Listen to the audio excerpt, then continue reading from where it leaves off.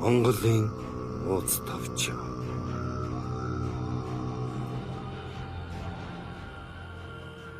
Хятад тангууд Сартаул, Багдад ба Оросыг эзэлсэн.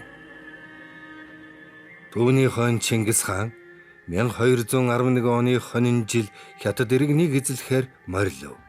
Фужаог авч, Үнгэн даваагаар давж, Сүндэфөг авч, Зэв Хуйхнаг Баатар хоёрыг манлай болгож ийлгэв. Цавчаалд очиж, цавчаал давааны бэхлэлтийг хүрээд Зэв өгөөлрөв. Дайсныг өдөж бэхлэлтээс гаргаад байлдыгээд цэргэн ухруулв. Зэвийн цэрэг ухрахыг үзээд нэхэж байлдъя гэж Хятадын цэргүүд уулыг бүрхэж хөндийг дүүрэн нэхэж Сүндэфөгийн хошуу хөрмөгц Зэв гэдрэг эргэж довтлоод нэхэж ирсэн дайсны цэргийг сөнөөж гарав. Чингис хаан гол цэргэн авч дарцаагаар хурж ирээд Хятадыг хөөж хар Хятад, Зүрчид, Жүйний шилдэг Баатар цэргүүдийг дарж цавчаалыг хүртэл Хятадын цэргийг хяартал хядав. Цавчаалын хаалгыг Зэв эзэлж уулыг дав. Чингис хаан шар тайхт буу. Жундуу хотыг эзлэх ба бусад олон хот балгасыг эзлүүлэхээр цэрэг явуулав. Зэвийг Дүнчаан хотыг эзлүүлэхээр илгээв. Зэв Дүнчаан балгасад хүрээд шууд эзэлж барахгүй буцаж 6 хоногийн дараа яваад гинт эргэж хөтөлгөө морьтой цэргийг шүн турш давхиулж Дүнчааныг санамсаргүй байхад нь дайран эзэлжээ.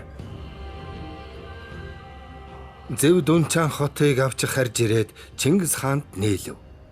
Жундуу хотыг бүсэн байлдаж байхад Алтан хааны их ноён Ванган Чансан Алтан хаанд дуртгаж хэлсэн.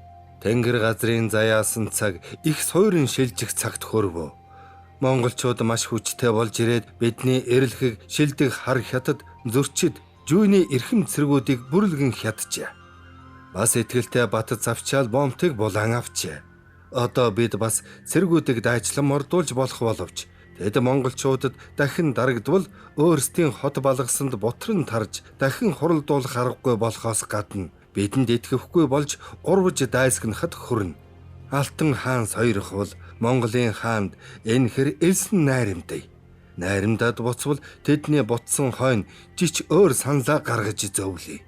Монголын цэрэг агт эндх газрын халуунд тэсэж ядан байна гин. Хаанд нь хүүхэн өгье. Цэрэг дарга нарт нь алт мөнгө, эд агуурсыг гаргаж өгье. Энэ аргад орох хэсгийг яаж мэдхэв гэж дуртхан хэлсэнд Алтан хаан Ванган Чансангийн энэ үгийг зөвшөөж энэ ёсоор гүйцэтгэе гэж найрамдан Чингис хаанд гүнж охиныг илгээж алт мөнгө, эд уурсыг жундуугаас гаргаж цэргийн хүмүүст даах хэрээр өгч Чингис хаанд тусгайлан Ванган Чансан илж болгож ийлгэв. Тэдний элсэн дагаж найрамдыг эснийг Чингис хаан зөвшөөж олон хотыг эзлэхээр байлдаж байсан цэргүүдийг гэдрэг татаж ирүүлв. Ванган Чансан Можоо, Фужоо нэрт хошуу хүртэл Чингис хааныг үдэж гаргаад харив. Эд уурсыг манай цэргүүд өргөж даах хуйц ачиж хэв торгоор ачаагаан татаж явв. Тэндээс Чингис хаан хашин иргэнийг зорив. Хөрч очивол хашин улсын бурхан эзэн дагаар орж баруун гарч нь болж хүчээ өгье гэж Чагаа нэртэй охиноо Чингис хаанд авчирч өгөв. Бас бурхан өгөөлрөв. Чингис хааны нэр алдрыг сонсож айн биширч бай бид. Одоо сүлдэт бие чинь хурч ирсэнд сүрдэн их айж байна. Айн сүрдсэн манай тангууд улс баруун гарч нь болж хүчээн өгье гэв. Хүчээн өгөхдөө бид байсан газартаа байран нутгалдаг шавар хоттой шавалдан суудаг хүмүүс тул хурдан аянд түргэн хөдөлж чадахгүй. Хурцад анд даруй мордож амжихгүй.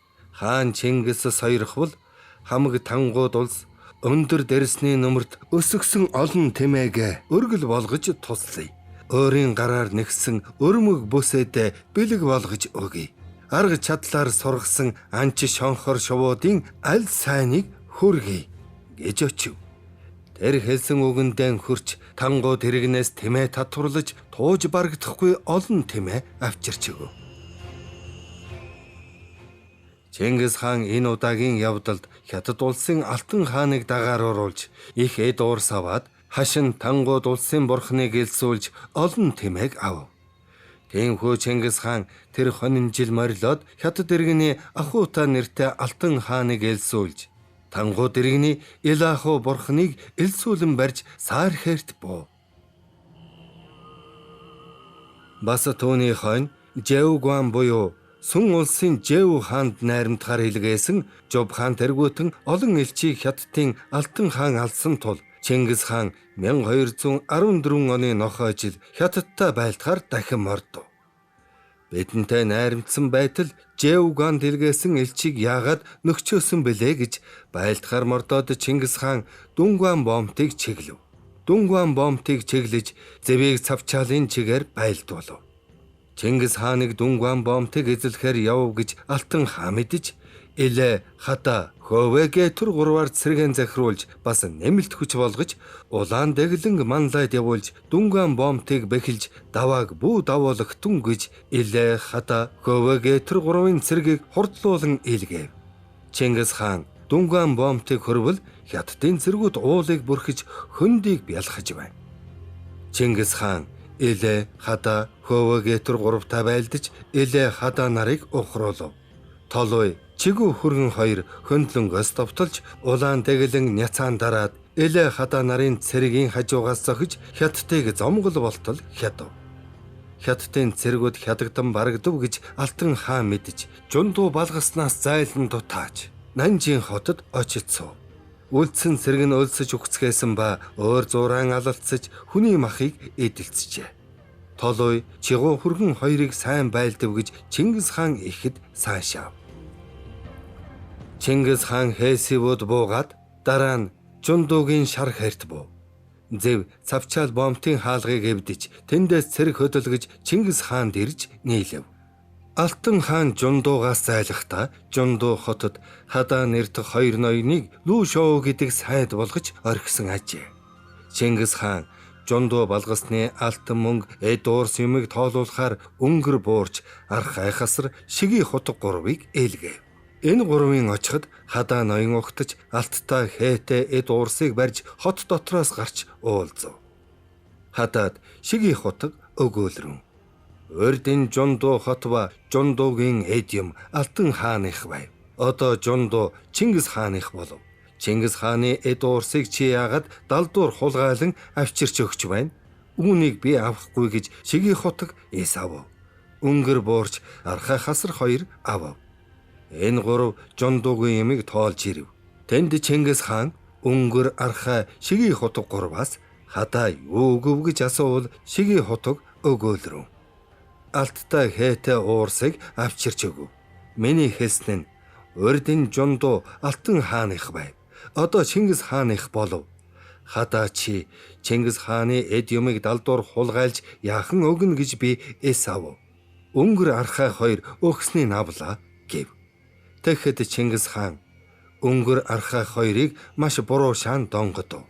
Шиги хутгийг чи их ёсыг сэтгэжээ гэж маш сайшаан сойрхож чи миний үзэхнүүд сонсох чих биш үү гэж зарлиг болов. Алтан хаан Нанжийн орж өөрөө найрамдъя гэж мөргөж тэнгэр нэрт хөвөөнэ 100 нөхдөйгөр Чингис хаанд шадар цэрэг болдгоо гэж ээлгээв.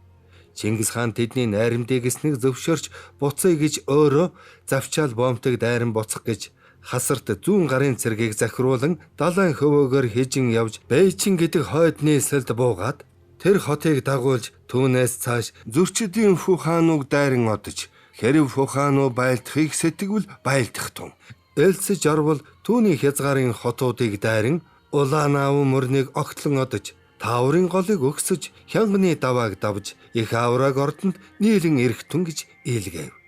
Хасарта, Жорчда, Алчи, Толун Чирэби 3 ноёныг илгээлцэв. Хасар Бээжин хотыг оруулж зөрчидийн Фу хааныг дагаар оруулж мөрдөд тохиолдсон хотуудыг эзлээд таавар голыг өгсөн давааг давж Чингисийн уул ордонд бууж ирэв.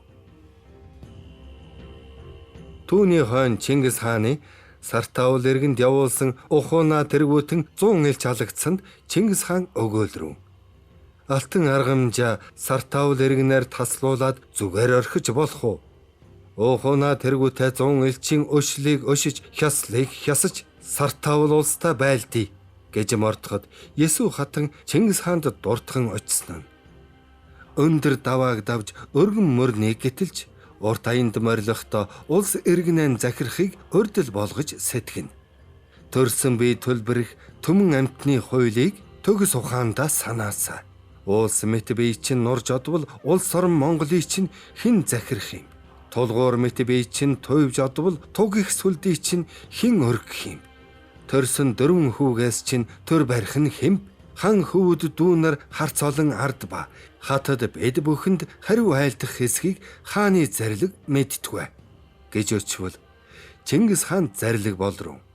Хатан хүн боловч Есүхэн хэлсэн үг зөвөөс зөв.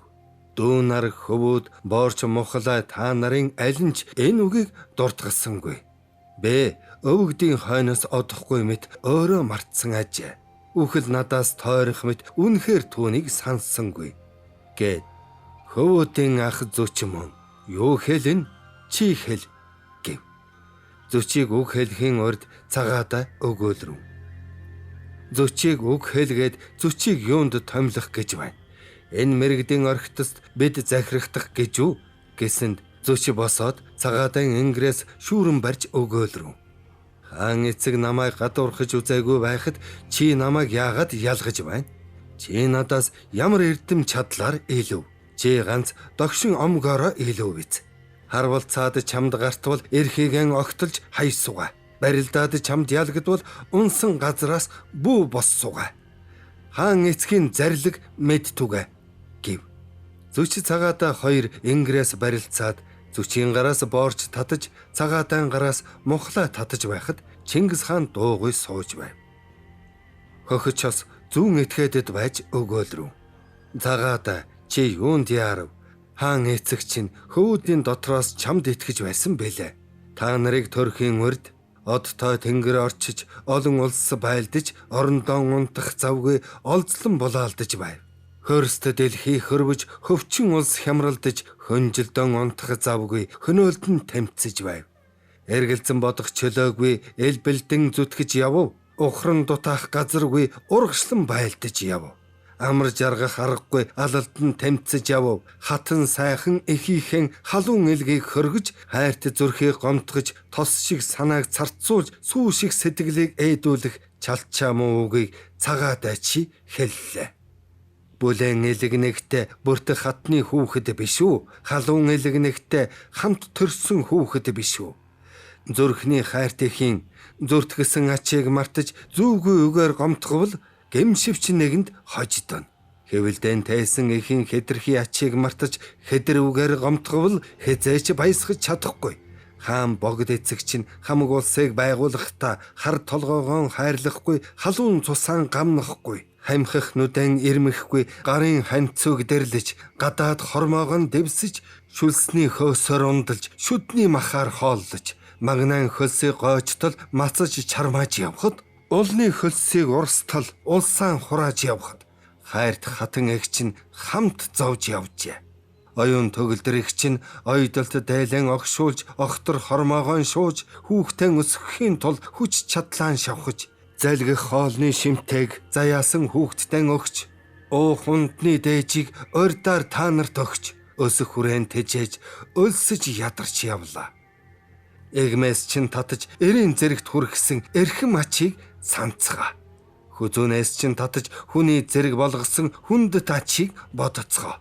Бохрыг чин арилгаж, борвий чин танилгаж, эрийн зэрэгт оруулж, эмээлийн дөрөөнд хүргээд энхри хөвөд та нарын эрхэм сайныг үзье гэж их чин одоо бодож байна. Наран шиг гэгэн ухаант навчиг дэлгэр сэтгэлд сайн хатан эхийнхэн санааг бүү гомдуул гэв. Тэндээс Чингис хаан өгөөлрөв. Зүчийг тэгж хэлж яаж болно? Хөвөөдийн минь Ахмад зүч биш үү? Хожим тэгж бүү хэлтүгэ гэж зарлиг болов. Энэ үгэнд цагаатаа мөшөлдөж өгөөлрөв. Зүчийн хүч эрдмийг басамчлахгүй. Амаар алсныг ачиж болдгүй, үгээр өхөөснийг өвчиж болдгүй. Аавын хөвөөдийн Ахмад нь зүч бит хоёр биз. Хаан эцэгтэн хавсарч хүчэн өгье. Далдрын зайлсан этгээдийг тас завчиж шийтгэе. Салж саатсан этгээдийг салбартал цавчиж бай. Өгөөд өршөөлтөй тул өргөмжлөгдөх болно. Хаан эцгийн дэргэд хамт ойр байлгаж Бараат их малгайг бариулан мэдүүлж болно гэв. Энэ үгэнд Чингис хаан өгөөлрөн. Зөчичээ. Юу хэлхэн хэлэхтэн гэв. Зөч өгөөлрөн. Цагаадан хэлсэн ёсоор цагаадаа бид хоёр хавсарч хүчэн өгье.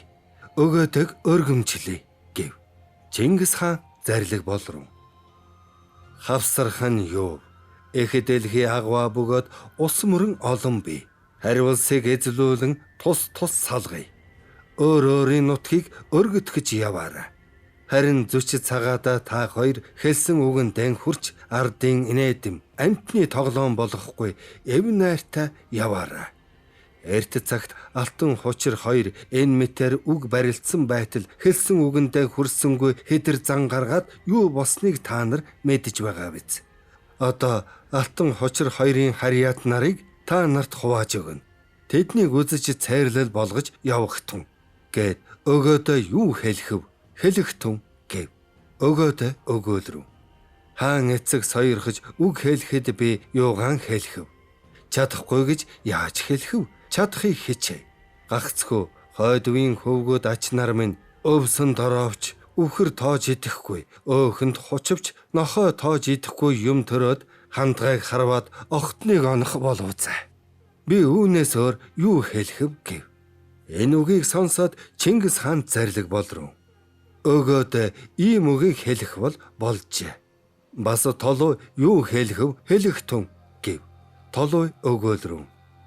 Би хаан эцгийн нэрэлсэн ахын дэргэд байж мартсныг сануулж, унтсныг сэрвүүлж, уриалах дуунд нь уухаа болж, унах моринд нь ташуур болж, холын аянд явуулцаж, ойрын дайнд оролцож туслая гэж хэлбэл Чингис хаан зөвшөөн зарлиг болров. Хасрыг түүний үр хүүхдийн нэг нь залгамжил. Алчтайг түүний үр хүүхдийн нэг нь залгамжил. Отчигныг түүний үр хүүхдийн нэг нь залгамжил. Бэлгүүтэйг түүний үр хүүхдийн нэг нь залгамжил. Тэрчлэн намайг миний үр хүүхдийн нэг нь залгамжилж, миний зарилгийг өөрчлөхгүй, задлахгүй, осолдохгүй, алдахгүй баримталж явдагва. Өгөөдөн үр хүүхэд өвсөн дороовч үхэр тоож идэхгүй, өөхөнд хучвч нохоо тоож идэхгүй юм төрвөл миний ураг төрлийн дотор нэг хөвөн нь сайн төрөх үгүй юу гэж зарлиг болов. Чингис хаан баруун зүг байлдаанд мордоод тангууд улсын бурханд илч явуулж хэлүүлсэн нь. Баруун гарчин болъё гэж чи хэлсэн биш үү? Сараавал улсууд алтан аргамжаа тастуулаад би хариу авахар мордов. Баруун гар болж морил гэж илгээвэл бурханыг үг хэлхийн урд Аша хамбо өгөөлрөв. Хүч хүрэхгүй бол хаан юунд болов гэд туслах цэрэг өгсөнгүй омогтой их үг хэлж элчийг буцаажээ. Тэнд Чингис хаан өгөөлрөв. Аша хамбууд яаж ингэж хэлэгдэх вэлээ? Урдаар тэдэнтэй очиж байлдвал зохилтой биш үү? Гэвч өөр хүнд зорж байгаа цаг тул энэ удаа болъё. Мөнх тэнгэр твэгдэж алтан жолоогоон бат татгаж ирвэл тэр цагт магад болтугай гэжээ. 1219 оны туулай жил Чингис хаан хатнаас хулан хатныг авч дүү нараас отчхон ноёныг их ордонтон үлдээгээд араан даваагаар давж Сартаавал улстай байлдахаар мордов. Зэвийг магнад илгээв. Зэвийн дараа гизэгт Сүбэдэг илгээв. Сүбэдэн гизэгт Тогоочарыг илгээв. Энэ гурвыг илгээхдээ тушаасан. Султан хааны нутгийн гадуур явж цаана нь гараад биднийг очиход хамтарч нийлтүгэ гэв. Зэв яваад хам элгийн балгасуудыг огт төвөөлгүй гадуур нь гарч одов. Түүний хойноос Сүбэдэ мөн ёсоор төвөөлгүй явж өнгөрөв. Түүний хойноос Тогоочар явахдаа хам элгийн хязгаарын хотуудыг дээрэмдэн тариачдыг олзолжээ. Хам элэг хотуудаа сүйтгэөлөв гэж дутаан хөдөлж Жалалдын султантай нийлж Чингис хааны эсрэг байлдав. Чингис хааны урд Шиги хотог манлайлан яв. Жалалдын султан хам элэг хоёр Шиги хотогтой байлдаж Чингис хаанд хүртэл хөөн ирэхэд Зэв Сүбэдэ Тогоочар гурвал Жалалдын султан хам мэлэг хоёрын хойноос нэхэн байлдаж тэднийг дарж хадаад Бухар, Семискяб, Атраар хотын алинд ч оруулалгүйгээр хөөж байлцсаар шим мөрнийг хөргөвл Сартаул зэрэг шим мөрөнд хараан орж олонхон живж өгөв. Жалаалдын султан хам мэлэг хоёр ам хорогдохын тулд шим мөрнийг өгсөн дутав. Чингис хаан шим мөрний хойд явж бат хайсанг дайран одож их горих гүн горихонд хүрч бараавн хээрт буу. Жалаалдын султан хам мэлэг хоёрыг нэхүүлэхээр жалаарын балааг илгээв. Чингис хаан Зэв Сүбэдэ хоёрыг маш сайшан өгөөлрөв. Зэв, чиний нэр 6-тай байлаа. Таачуудаас ирж Зэв нэртэй болов гэд. Тогоочаар хам мэлгийн хязгаарын хотуудыг өөрийн дураар сүйтгэж хам мэлгийг дайсан болгов. Цээрлэл болгож түүнийг алъя гэж хэлсэн боловч дараа алхаа байж маш буруу шаан зэмлэж цэрэг захирах эрхийг хасав. Тэр Барман хээрээс Чингис хаан өөрөө буцаж жүчис цагаатаа өгөөдөө 3 хөвөнө баруун гарын цэргийг захирч амуу мөрнийг гэтлэн Оргинечийн хотыг хүргэтэн гэж явуулав. Толог, Ирүү, эсэ бүр тэргүүтэн олон хотыг эзлүүлэхээр илгээв. Чингис хаан өөрөө Атраар хотод буув. Жүчис цагаатаа өгөөдөө 3 хөвөн очоод гэдрэг лавлсан. Цэрэг бүрдэв Оргинечийн хотыг хөрөв. Бид хэнийхэн үгийг дагаж явах уу гэж өчөж илгээвэл Чингис хаан зарлиг болров. Өгөөдөн үгээр явтугай гэж илгээв. Тэндээс Чингис хаан Атраар хотод буугаад бас хөдөлж Семискяб хотод буув. Семискяб хотоос хөдөлж Бухар хотод буув. Тэнд Чингис хаан Балаа ноёныг хүлээж алтан горихны нуруунд султан хааны цусланд цусаж толойд илчилгээж хэлөөснө. Зоны халуун болов цэрэг амс хийж буулга. Чи бидэнд ирж нээл гэж илгээв. Толой Ирүү Эсэбүр хотыг аваад Систен хотыг эвдэж, Чөгчрэн хотыг эвдэж байхад илч хурч очив. Толой Чөгчрэн хотыг эвдээд буцаж ирээд Чингис хаанд нээлв. Зүч цагаат өгөөдөө 3 хөвөн Оргинечи хот орж гурвал олон хот ба иргэнийг хувааж аваад Чингис хаанд хувь гаргаж өгсөнгүй. 3 хөвөн буцаж ирвэл Чингис хаан зүч цагаат өгөөдөө 3 хөвөн дуурлаж 3 өдөр эс уулзав. Тэгэхэд боорч мухлаа шиги хутга 3 өгөөлрөв. Тэмцэн мэлзэж байсан Сартаул улсын султаныг дороотуулж хот ба иргэнийг авлаа бид. Хуваагдаж автах Оргинечи хот хувааж авах хөвүүд бүгд Чингис хааных билээ. Тэнгэр газарт хүч нэмэгдэж Сартаул иргэнийг ингэж дороотуулсанд олон бид цэрэг морчин бүгдээр баясаж багтаж байна. Хаан юунд ингэж хэлгэнэв? Хөвгүүд нэгэнт бурууга мэдээд айж байна. Хоошид сургаал болтугай. Хөвүүдийн авир алгасангүй болоозаа. Хаан сойрхвол хөвгүүдийг уулзуулж болох уу гэж очивол Чингис хаан тайтгарч зүч цагаат өгөөдөө 3 хөвөнийг уулзуулж донгодож өвгдийн үгийг өв болгож хуучин үгийг хуйл болгож байсан газар нь тогтож ядтал магнаан хөлсийг арчиж ядтал зэмлэж буруу шааж байхад хонхаа, хон тахар, чормаагаан энэ 3 хорчин Чингис хаанд өгөөлрөв. Гөрөөнд сая гарч байгаа залуу харцаг мэт хөвүүдийн зоргийг шантруулан энэ мэтээр яаж донгодож болох вэ? Хөвүүд айж сэтгэл алгасангүй болоозаа. Ургах нарнаас шингэх наранд хүртэл дайсан иргэн олон байна. Бидний төвд нохтыг төрхөрч явуулбал дайсан улсыг бид дарж тэнгэр газрын өмгөөр хүчээ нэмэгдүүлж алт мөнгө, эд уурс, ил бүхий юмыг чамд авчирч өгье. Аль улсад явуулах вэ гэвэл Багдад иргэний халиф султан гэж бийгин. Түүнийг эзлэхээр бид аялан явъя гэж очивол энэ үгийг шүүмжлэн бодож Чингис хааны хилэн тайтгарч зөвшөөрөөд хонхаа, хон тахар, чормаагаан 3 хорчин сойрхож адрэгний хонхаа, долон гэрийн хон тахар хоёрыг миний дэргэд байтугай гэж нөгөө үдгэгийн чормаагааныг Багдад улсын халиф султанд аялуулав. Бас энэ дус иргэн Багдад иргэн хоёрын завсарт байгаа 10 маруу мад сарын улсын Абту хотыг эзлэхээр 4-ийн 4 догшныг аялуулав. Бас Сүбэдэ баатрыг Умар зүгийн ханилын Хевчаг, Бажгид, Орос, Мажар, Асу, Сасу, Черкес, Кешмир, Балар буюу Болгар, Лала эдгээр 11 аймаг харь улсыг хүртэл ижил Яик мөрнийг гэтлүүлэн Киваман Хэрмэн хотуудыг хүртэл аялуулав. Бас Сартаул улсыг эзэлж дуусаад Чингис хааны зарилгаар хотод дарга тавихад Өргөнэчи хотоос Хоромшийн овогтой Сартаул Ялаваач Масхууд гэдэг нэртэй эцэг хөвгүн хоёр ирж хот газрын ёс заншлын тухай Чингис хаантай ярилцав.